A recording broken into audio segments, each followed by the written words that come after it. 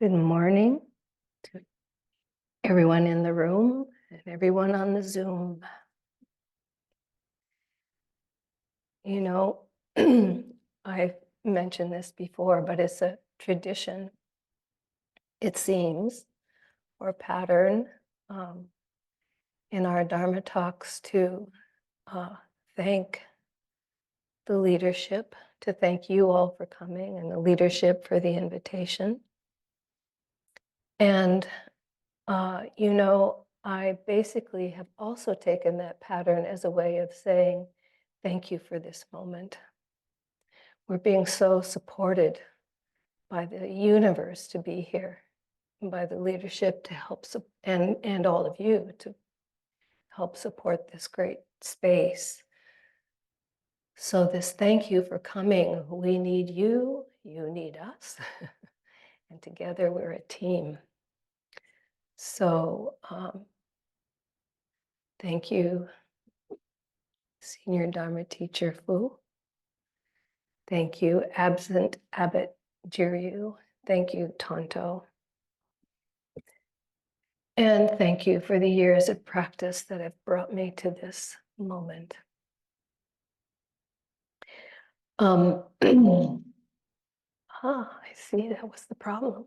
Is that it's too close? Should I move it further?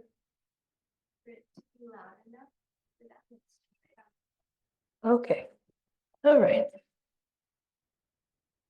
Let me just, this is called working with causes and conditions. Oh, close is better. Oh, okay. See, I'm learning things. How's that? How's that? Does that work? Testing. That's what we do every day. We're testing. Well, I don't know what you're doing. That's what I'm doing every day, testing. So I would like today, I'm so sorry. Do you want me to go to the headphone thing? I just don't know how to do this. I think down is better. You know, Fu, what have you done? You don't know. Let's just try it. The case I can hold it. So at one point, I remember asking my teacher, Tenshin Reb Anderson, like, what are we doing here? What is the point of this? And he said, the core of our teaching is Zazen. We're here to encourage Zazen. So I'd like to say some things about that today. And the other thing, I wonder if it's not so loud, if the people can hear me anyway. Can you hear me in the back? So? Okay. Talking.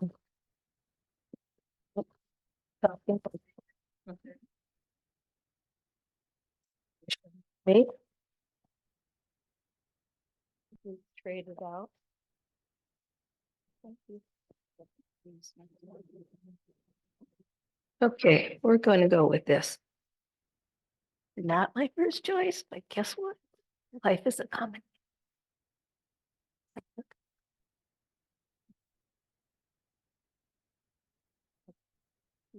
Here.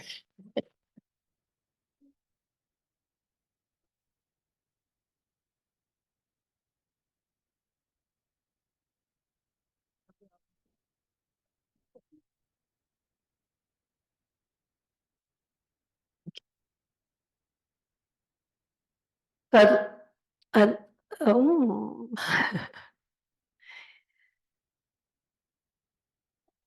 So this talk or this moment, I would like to talk about Zazen.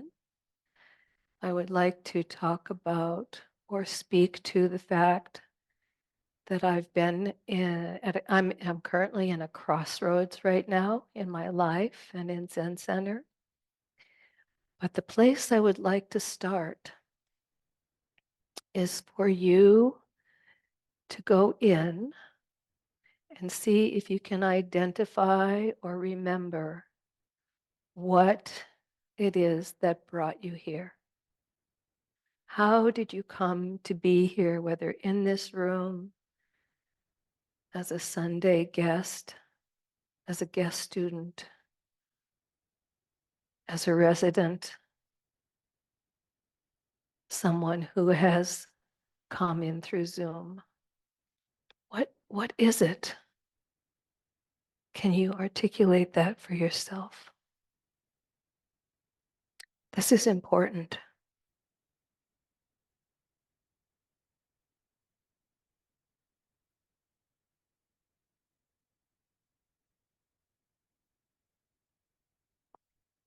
And it's not like there will be an answer.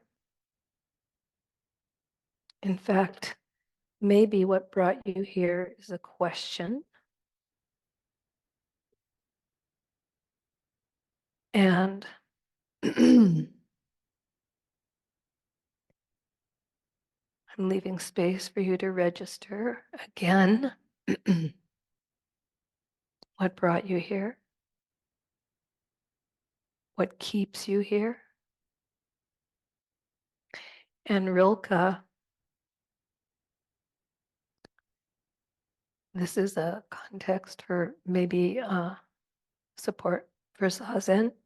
Rilke says, I want to beg you as much as I can, dear ones, to be patient toward all that is unsolved in your heart, and to try to love the questions themselves, to love what brought you here, to love what keeps you here,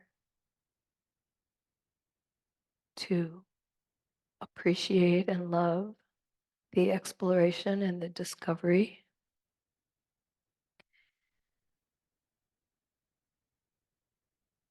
To try to love the questions themselves like locked rooms and like books that are written in very foreign tongue.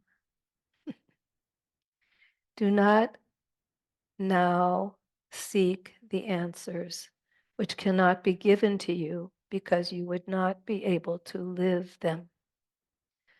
And the point is to live everything. Live the questions. Live what brought you here.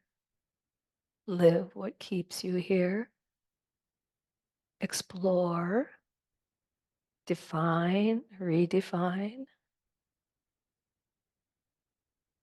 Live the questions now.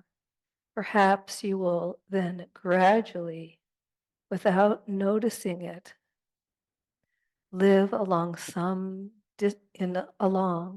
live in some long distant day into the answer.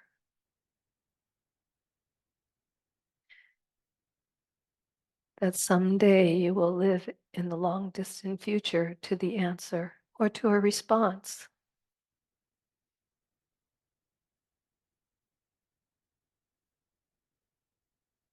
Be patient to all that is unsolved.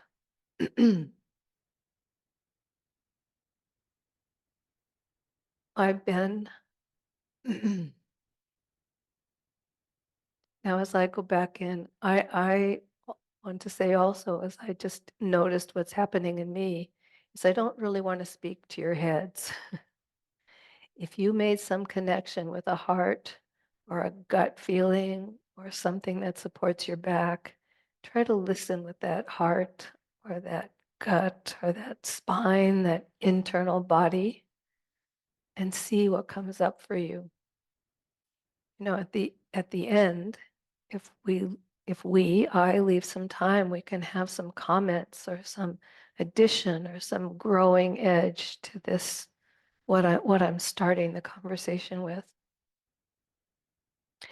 I came to Zen Center in 1991, and I expected to stay here for 3 months. And here we are. And a number of people have that story as well. I think I remember hearing Ed Brown saying he was going to be here for a year and then get on with his life. Maybe I'm just going to hold this. Does that work? Okay. So I came in 1991 and I was just going to stay for 3 months. And there was a lot of confusion. And then there was this moment. I can still feel it. Our senior Dharma teacher, Fu, was the director. And one day she tapped me on the shoulder. I can almost feel it.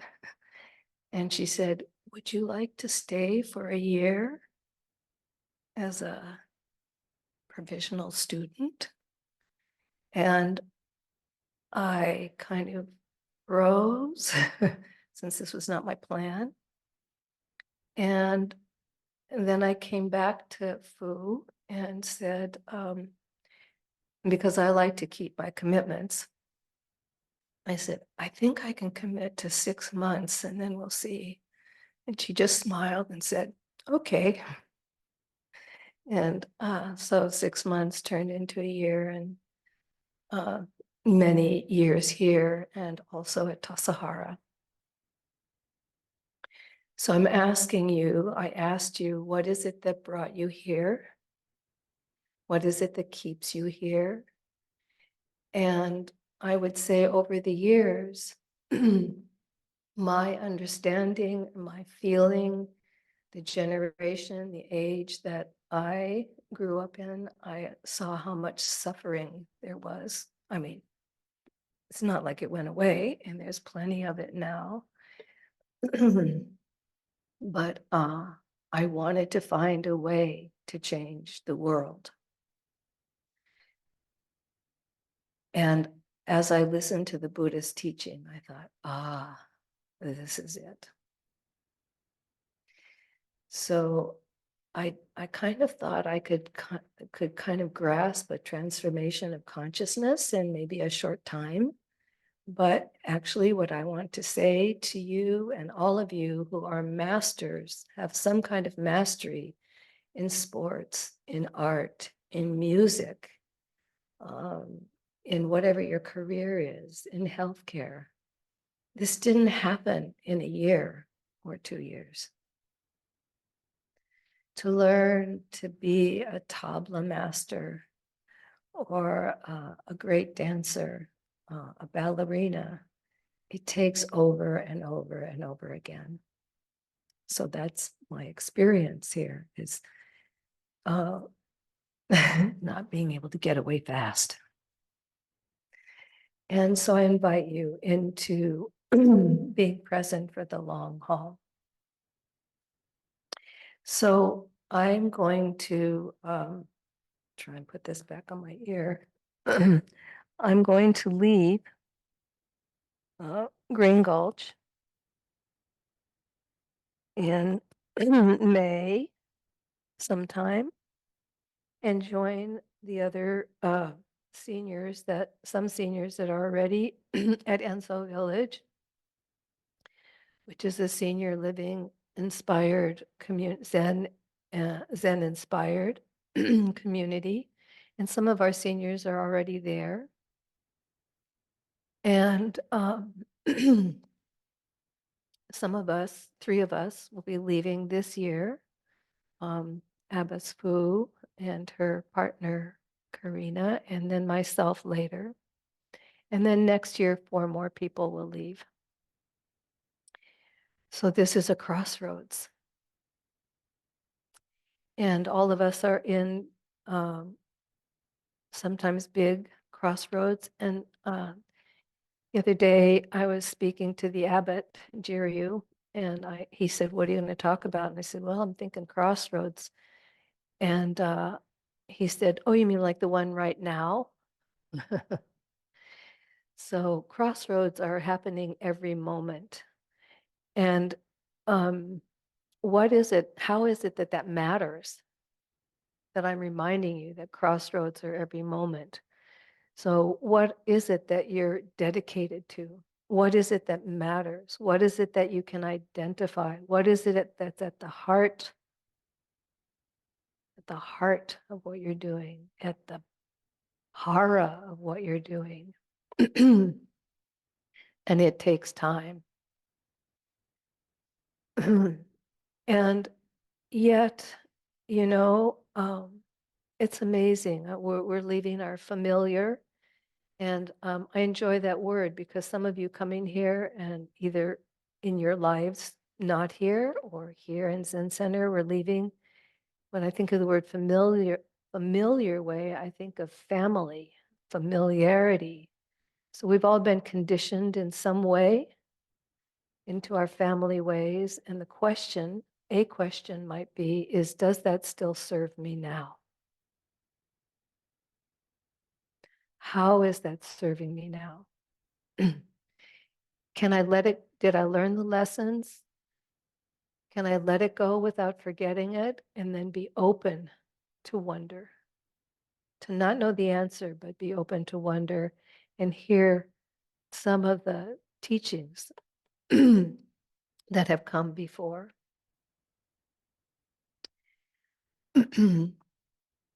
So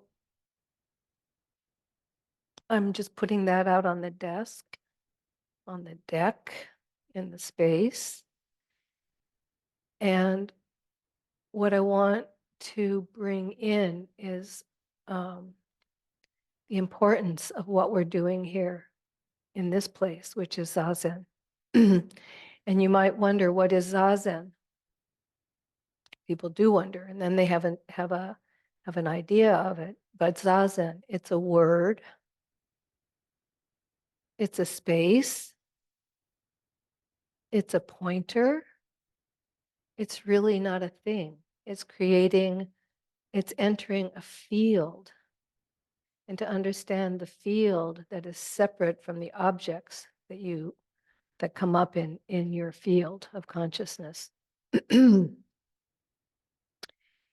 I came across the word or the referent Japanese word called ma, which is a pause in time, an interval, an emptiness in space, time and space where life needs to breathe, to feel connected again.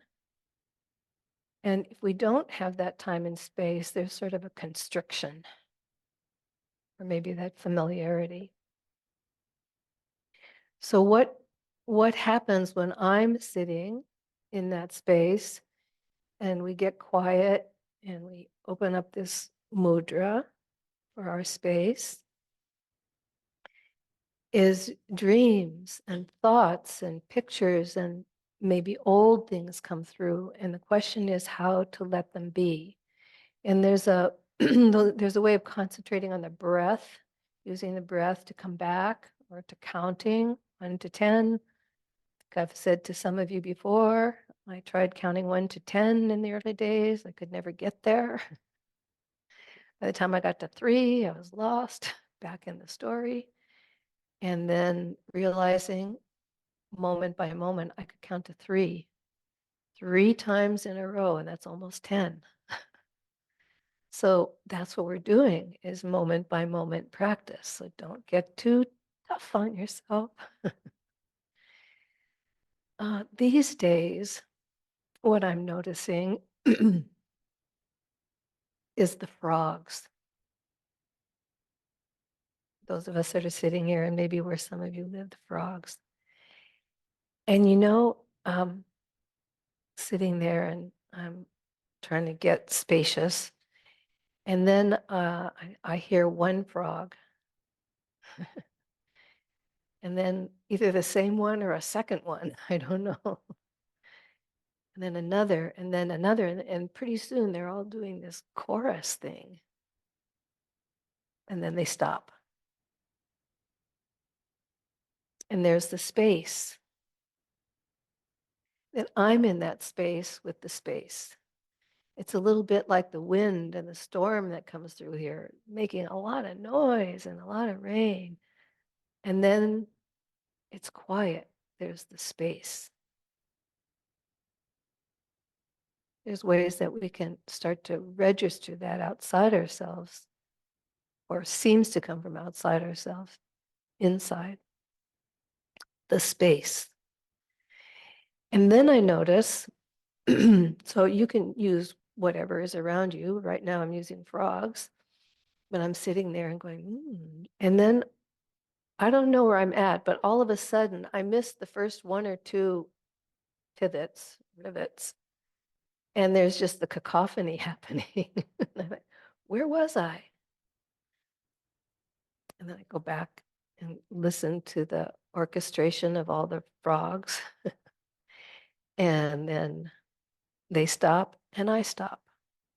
So there's a way of being able to use what's at hand to find space. And in that space, you can notice what's coming up.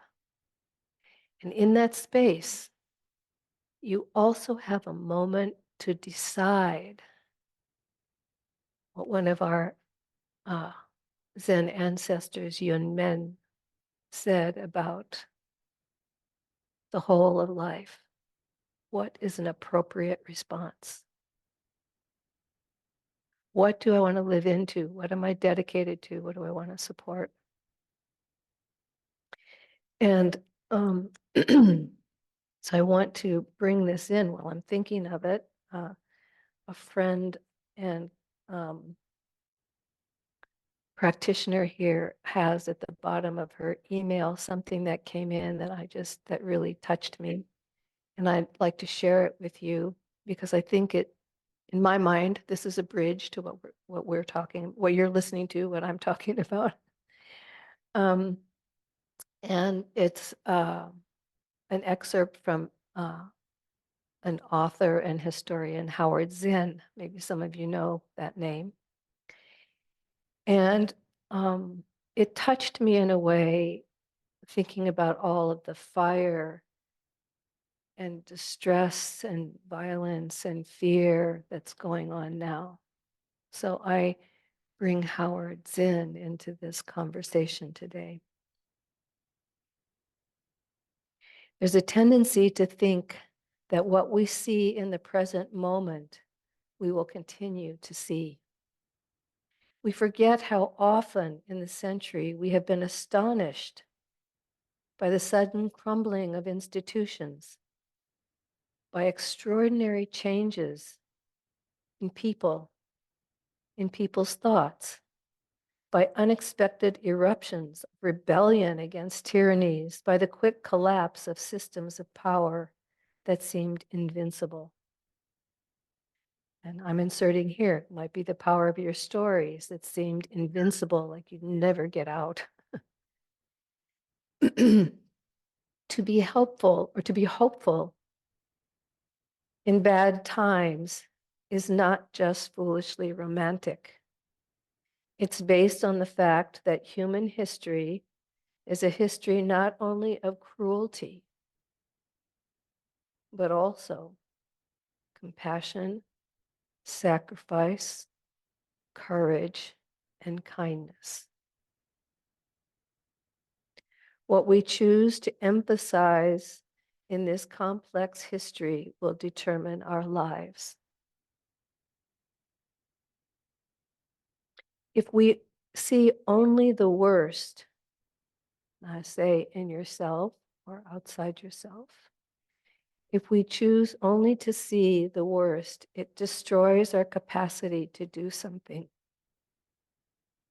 If we remember those times and places, and there are many, where people behaved magnificently, this gives us the energy to act and at least the possibility of sending this spinning top of a world in a different direction. And if we do act in however small a way, we don't have to wait for some grand utopian future. The future is an infinite succession of presence, present moments, presence, and to live now as we think human beings should live, in defiance of all that is bad around us, is itself a marvelous victory.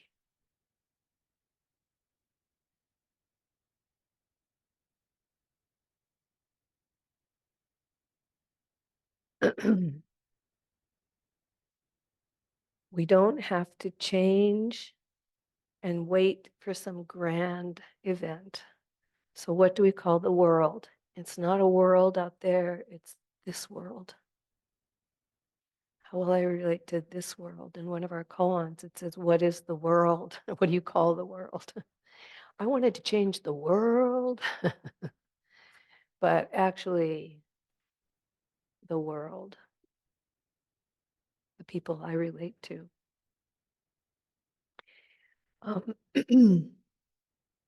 So, this marvelous victory, so many times we fall down, get up, make a mistake, or is it a mistake? Recently was reminded of target practice. Or maybe I think someone in the community was telling me they were went down to the Pelican Inn and they were doing dart practice. I've tried the dart practice. I miss a lot.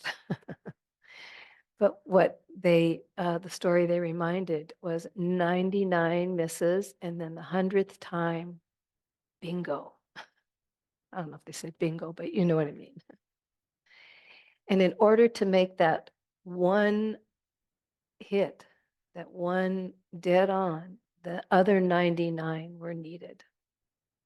So we sit in our moments, and all of a sudden I miss when the frogs start, and then I remember that I can hold the space, I can be in the space. So this is an invitation. Zazen is an invitation into your life, into a way of being, into a way of opening to surprise, a way of being in wonder, in a way of possibly bringing in something fresh. And when I think about fresh, right now, one of the things I really love about that's in the practice is the Zen koans. But I'm no koan master, and it happened early on in my career. And even though we recite the Genjo koan, which is the koan of the self, but I love reading the koans and seeing what they bring up for me. And one of the koans that has recently captured my imagination, it's called, let's see, the National Teacher, the National Teacher's Seamless Monument. So there's an amazing teacher, and the disciple said, so when you die, what shall we do to remember you or honor you? And national teacher sat quiet for a pretty long time. And then now I'm making a little interval here because we sit for a pretty long time in space until something can come through. And he said, build me a seamless monument. And then he died. So what was that? What is the seamless monument? And there's many comments and discussions about it, but I don't know if it's a but. And I just allowed that idea of a seamless monument. What was he saying to his disciple who didn't understand? And, you know, if I breathe in, make me a seamless monument. I feel that the invitation is for me or you to bring what's most important in your heart, in your life, into the next thing you say or do. There's no self or other. When I'm cutting carrots, when I'm sweeping the ground, when I'm planting the kale, when I'm putting out the sandbags, can I bring my act of generosity, my full self, not I am over here doing that? Can this engagement be a seamless monument? No here, no there. Now, I don't know if that's what the national teacher meant, for sure. And, but what would it be to be so merged that you can bring, as I lift this right now, put it down and take up this cup. Thank you, the universe that brought this fresh water, this cup that's holding it, before I mindlessly just take a sip.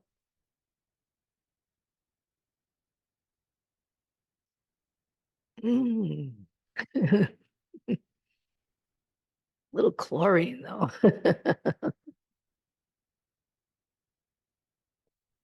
Yeah.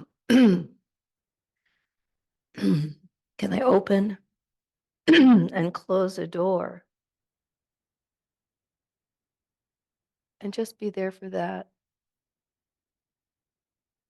without rushing into the next thing? Not always.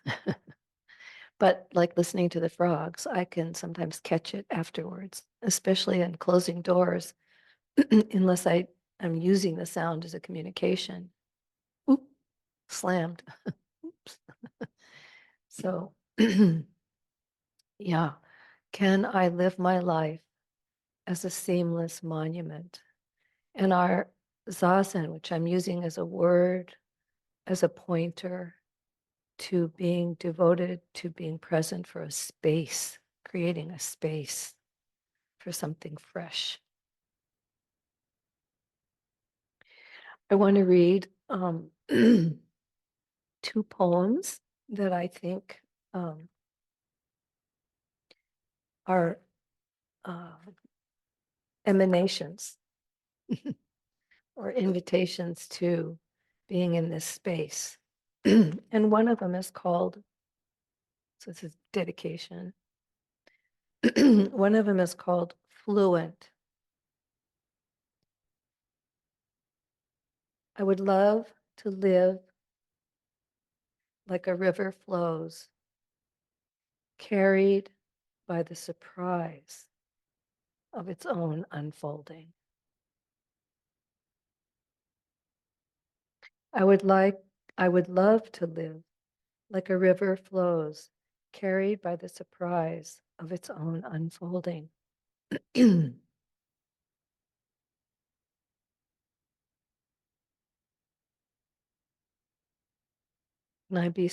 can I be carried by wonder and surprise?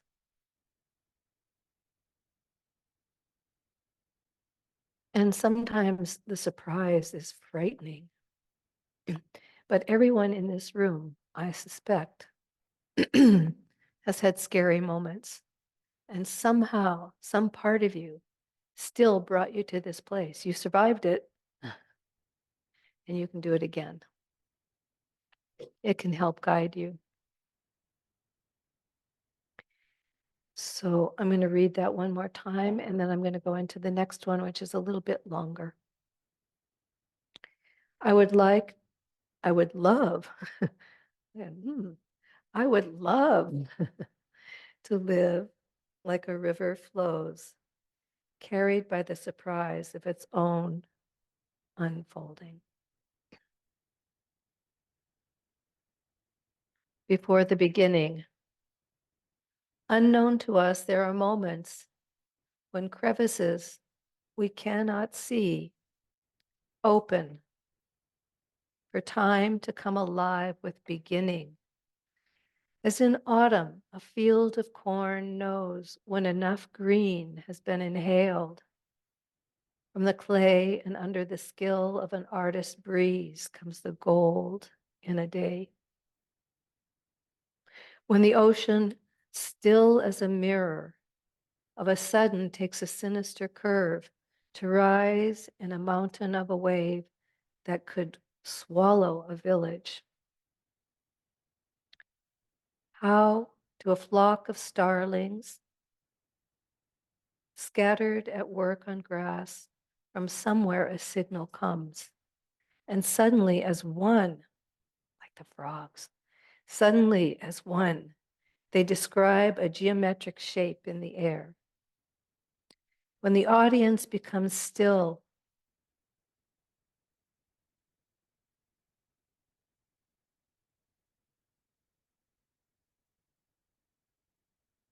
and the soprano lets the silence deepen. In that slow holding, the whole aria hovers near, then alights on the wings of breath, poised to soar into song. These inklings were first prescribed the morning we met, and I was left with such a sweet time, wondering in between us, in between the moment, in between something was deciding to begin or not.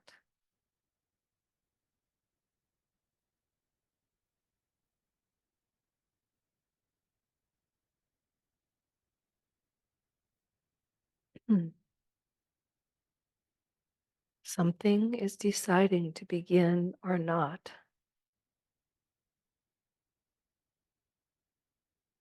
When the wind blows, the grass moves. It takes many years. And somebody might say, well, Zen is kind of sudden. There's sudden and slow enlightenment, but suddenly, after a slow, long time, you see um, what it is to become seamless with what is it that's in you. And it takes a devotion to being still. I find it takes a devotion to being still and quiet enough to hear a whisper. Sometimes it comes as a whisper to what matters. My teacher, Tenshin Reb Henderson, asks us, what is it that it's the most important thing. What is your intention? What is your ultimate concern? What is the gift that you want to leave this life? Not leave this life with, but leave. Let it go. And if we bridge back to Howard Zinn, when we could do this, what a marvelous victory.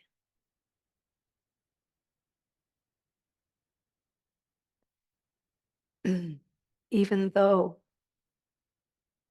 I've been practicing for a little more than 30 years, I very much still feel like I'm honing the craft. Meditation is a craft. and making peace with being a beginner. But in the beginning, if I'm open, if we're open, something can occur that can lead us into our next step, which we don't know what it'll be. But what is the quality of being? Maybe I'm asking you, what is the quality of being that you might want to cultivate to meet?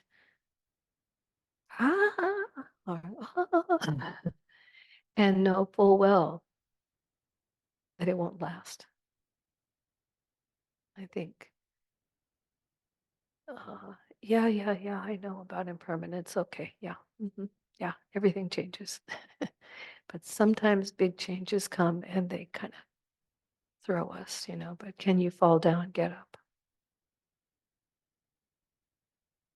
So maybe I ask you, I think I'm going to stop there because I'd like to say that I'm interested to hear what, maybe I want to say I sit with a wonderful group on Friday mornings that I'm just so touched by some of their devotion. It's mostly women now, and they've sat together, some of them, for more than 30 years. And they started with Yvonne Rand.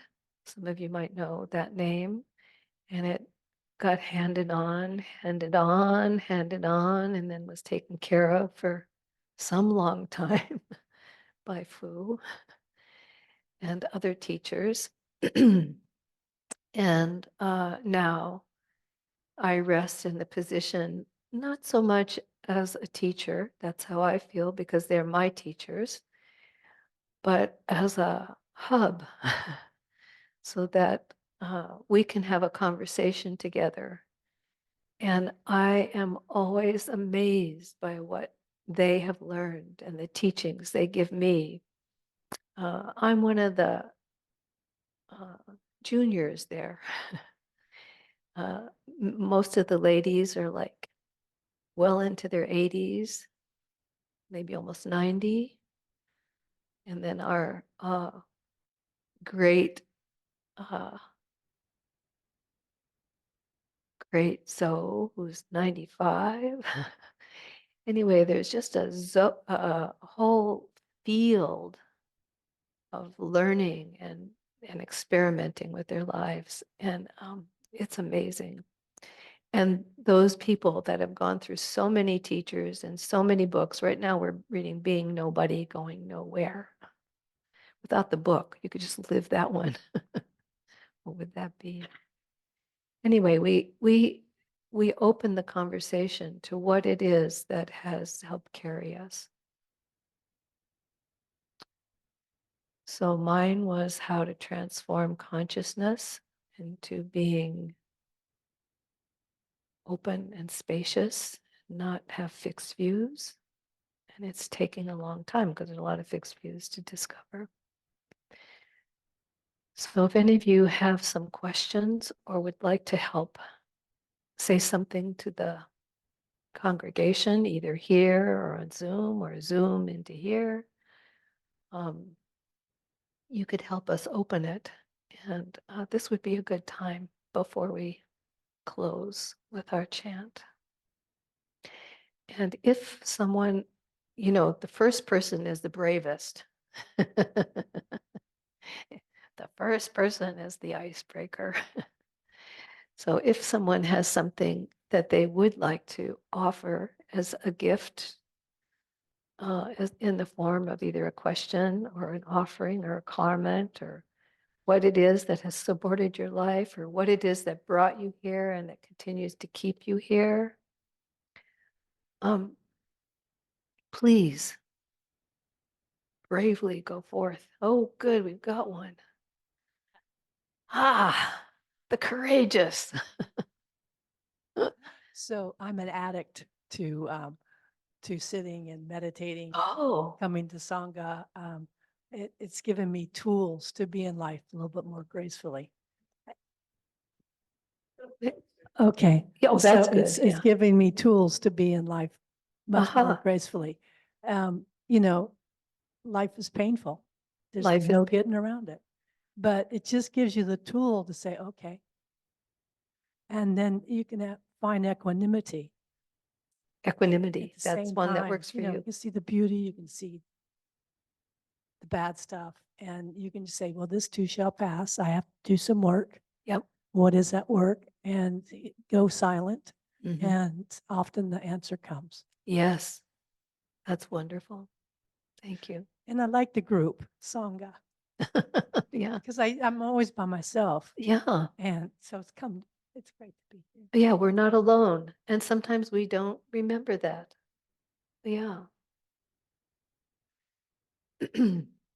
You remind me that something I'm thinking of seamless monument again.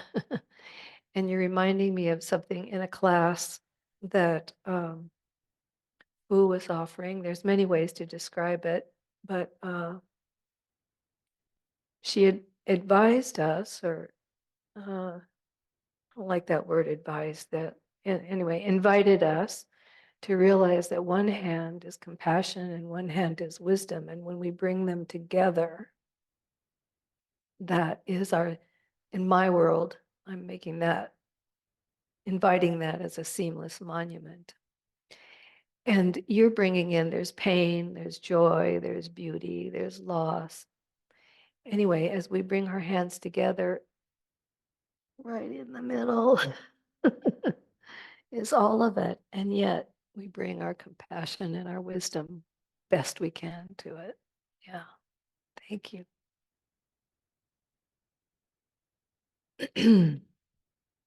Yeah. Hello. Hi. Hi. Can you hear me? Barely. Okay. My question is very broad. Oh, Um, good.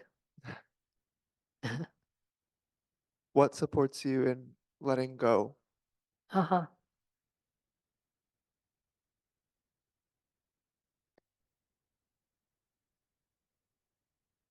That's a great question.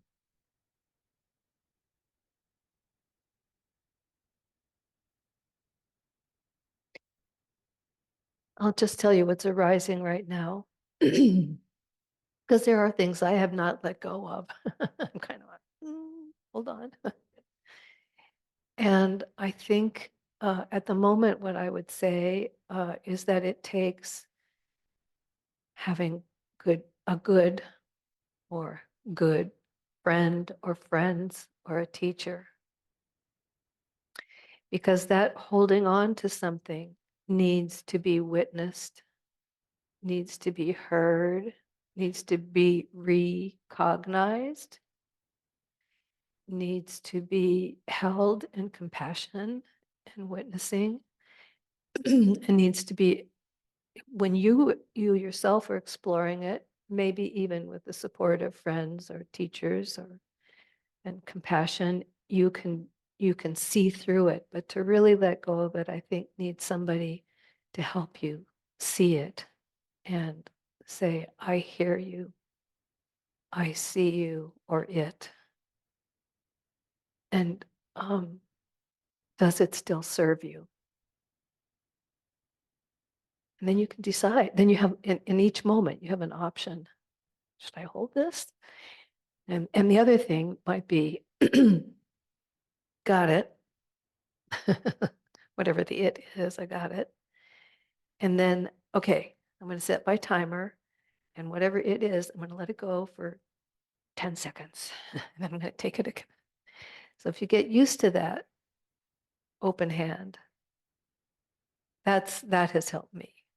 So I'm working on the bigger ones, and you practice with little ones first. Like, how's that rest for you?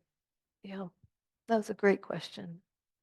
Yeah, trust and faith.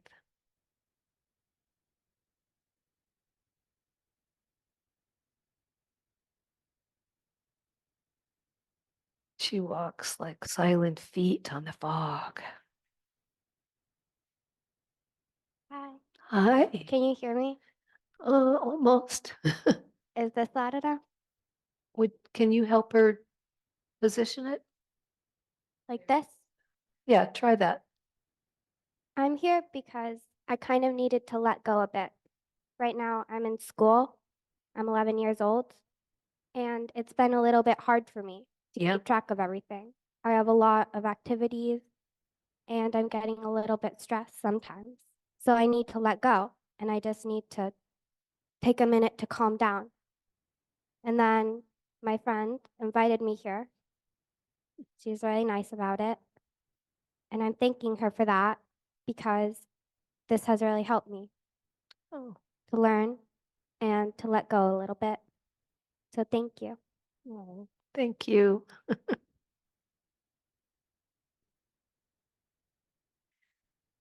You know, letting go, just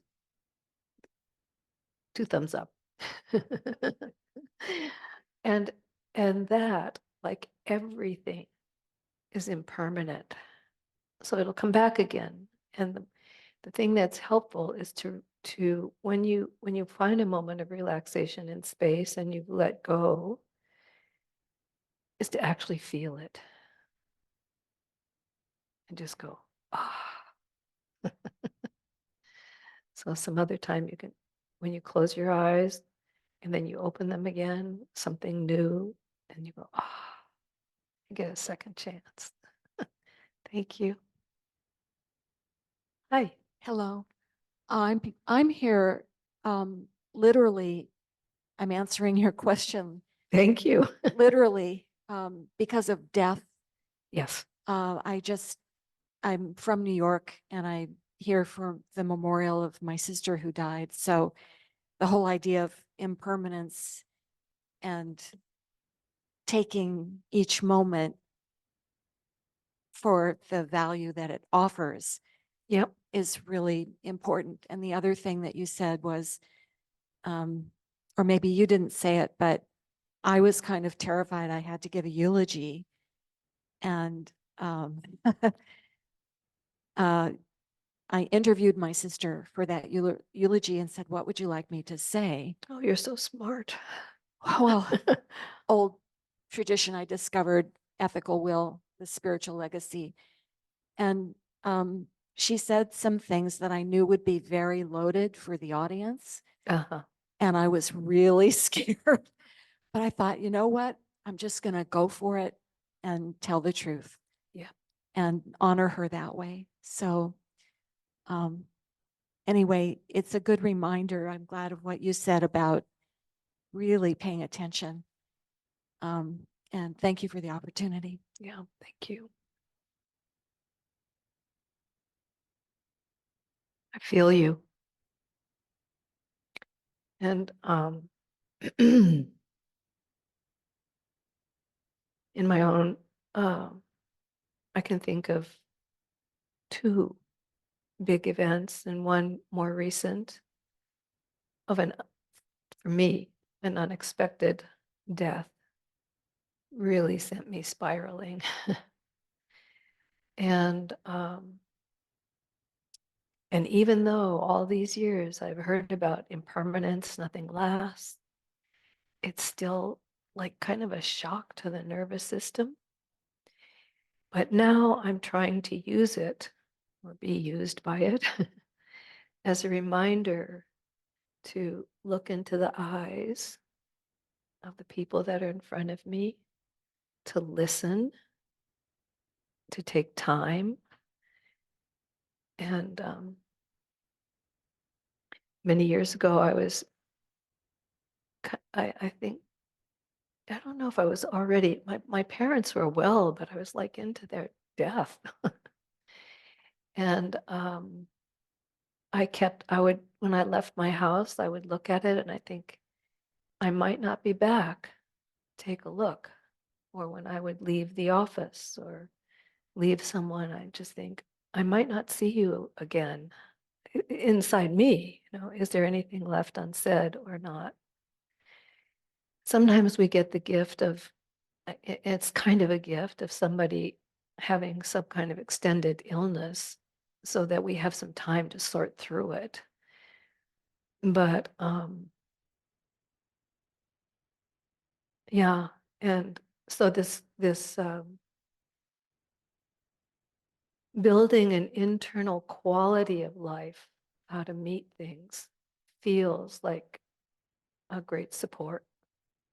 And I watch the news and I see people that don't really have the gift of, oh, by the way, at 11:34 in the dark of the night, an earthquake is coming and it's going to take everything down. And there you are left with, so what's the quality with which I will try to meet that? So thank you very much. Yeah. Yes, please. Thank you from Reka. Thank you, Sonja, for your teachings and for sharing yourself with us. Kosan Mm. Kays maybe says a great big thank you for the beautiful talk. And I would like to ask, from where does your patience with being a beginner come?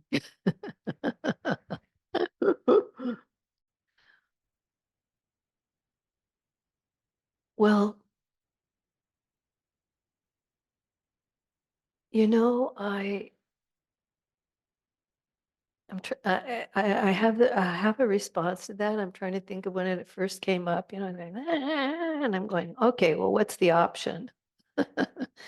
I mean, if I really thought about the option to something, then that kind of says, okay, do I want that or not?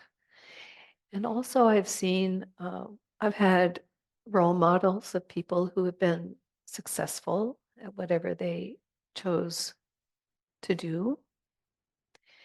And I have accomplished in small ways some things when I thought doing something over and over again actually led to a success.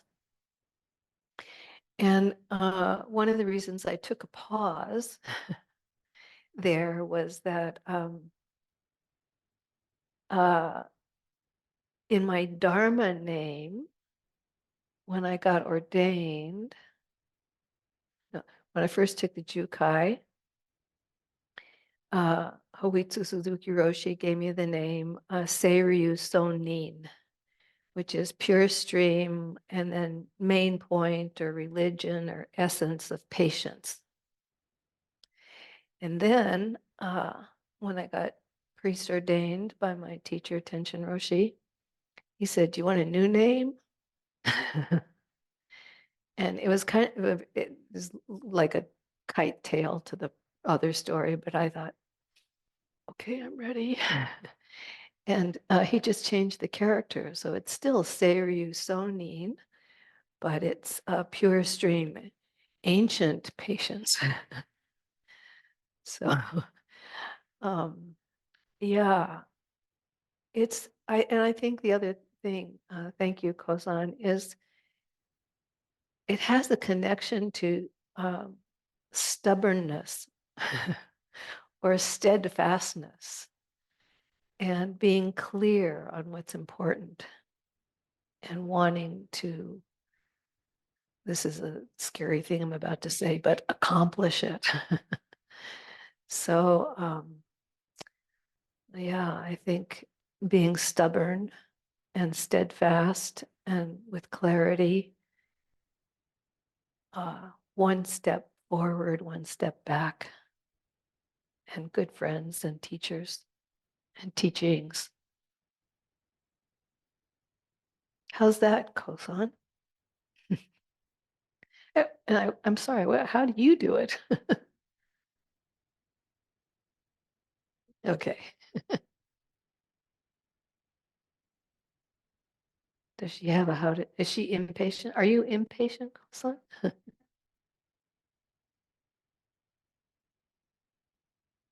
I'd say impatient in me and to the other person does not feel good.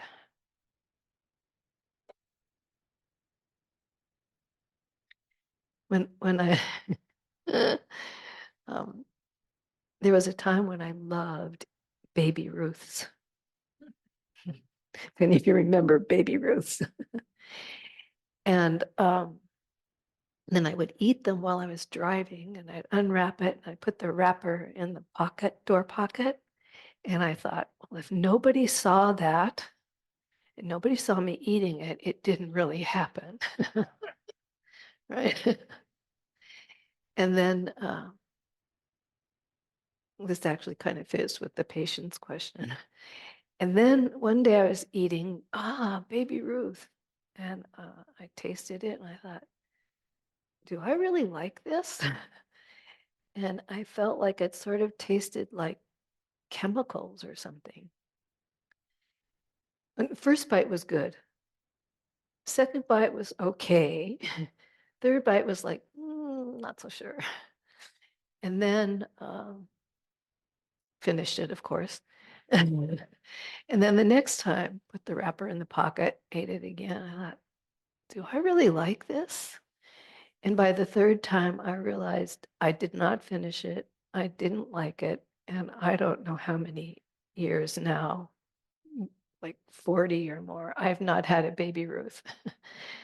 So I think that's the thing with if you want to be patient, you notice when you're impatient, and then how does that feel? What's the ripple effect of that? And do I want to keep doing that? I don't know. So, yeah. Okay, one more. Can we do one more? Can maybe can we meet at the outside? Would that work for you? Thank you. Okay, thank you. Okay.